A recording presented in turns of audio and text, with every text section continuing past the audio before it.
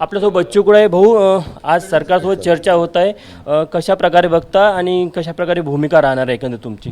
नाही, आम्ही आता 9-9:30 वाजता आमची बैठक आहे आंदोलनस्थळी. तिथं पाऊस भरपूर झालेला आहे, तिथं चिखल झाले सगळं, म्हणजे थांबूच शकत नाही कोणी. मी बाजूचं एक मंगल कार्यालय घेतलं, तिथं आम्ही सगळे चर्चा करू. तिथे आंदोलक स्थिर होईल, आंदोलक कार्यालय स्थिर करतो आहे आम्ही. आणि तिथं निर्णय झाल्यानंतर काही विखुरलेले आंदोलक आहे त्या गावात त्यांना शिफ्ट करतो आहे.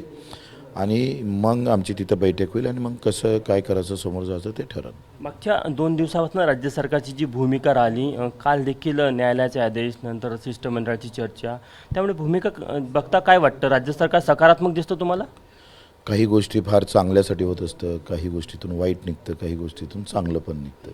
आता ते तुम्ही समजून घ्या का काही उलटे जरी डाव टाकले तरी प्रामाणिकपणे आम्ही जे आंदोलन केलं त्याला निसर्गाने खूप चांगली साथ दिली. आणि मला माहीत आहे, मी उपोषण सोडल्याबरोबर मला पेंडॉल पडला होता. आज आम्ही तिथल्या आंदोलनाची जागा सोडल्याबरोबर धो-धो पाऊस सुरू झाला आहे. ही फार जमेची बाजू आहे. निसर्ग आमच्यासोबत होता, देव नावाची गोष्ट असतं ते पण आमच्यासोबत होती.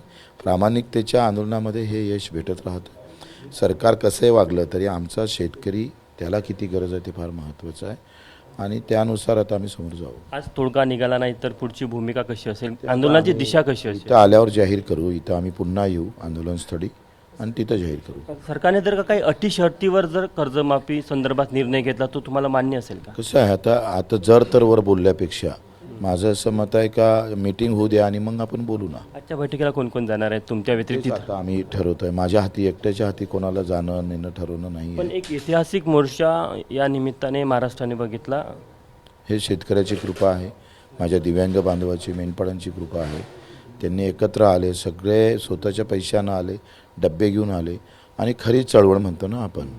या आंदोलनातलं गमक काय, सगळ्यात महत्त्वाचं यश काय का सगळे नेते एकत्र होऊन लढले. ही सगळ्यात मोठं यश आहे. सगळ्या जातीतले लोक तिथे हजर होते, हे त्याच्यापेक्षा मोठं यश आहे. आणि सगळे स्वतःच्या पैशानं आले, हे त्याच्यापेक्षा मोठं यश आहे.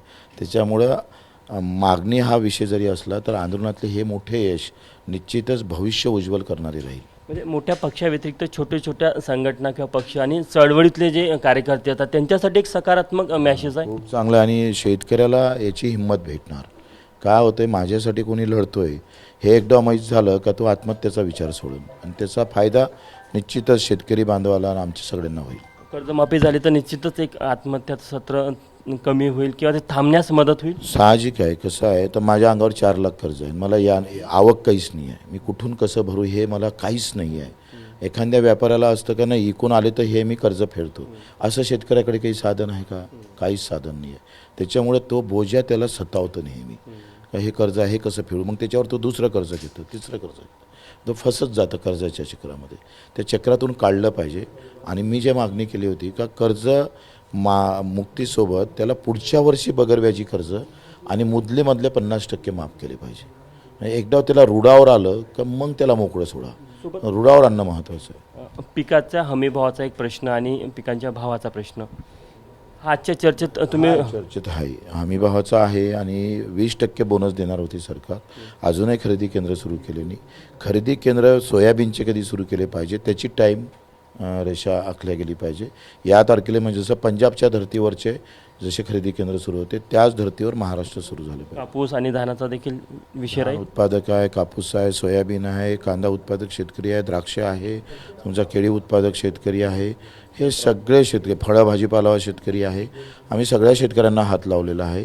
हापूस आंबा असेल, एखादा ऊसवाला असेल, आम्ही पर्श जरी केला नसेल, आमच्या तोंडात दूधवाला आहे, दूध उत्पादक शेतकरी, या सगळ्यांना आम्ही घेतलं. मेंढपाळ आहे, मच्छीमार आहे, काही ग्रामपंचायत कर्मचारी पण आहे. आपण बघू शकतो की बच्चू कडू आहे. आजच्या बैठकीमध्ये कोणकोणते विषय राहील आणि कशाप्रकारे ते या संपूर्ण आंदोलनाला पुढे नेणार आहे जर का राज्य सरकारने आज या संदर्भात ठोस निर्णय घेतला नाही ते देखील त्यांनी स्पष्ट केलं आहे. कॅमेरामॅन मिथुन आदमणेसह तुषार कोहळे, एबीपी माझा, नागपूर. एबीपी माझा, उघडा डोळे बघा नीट.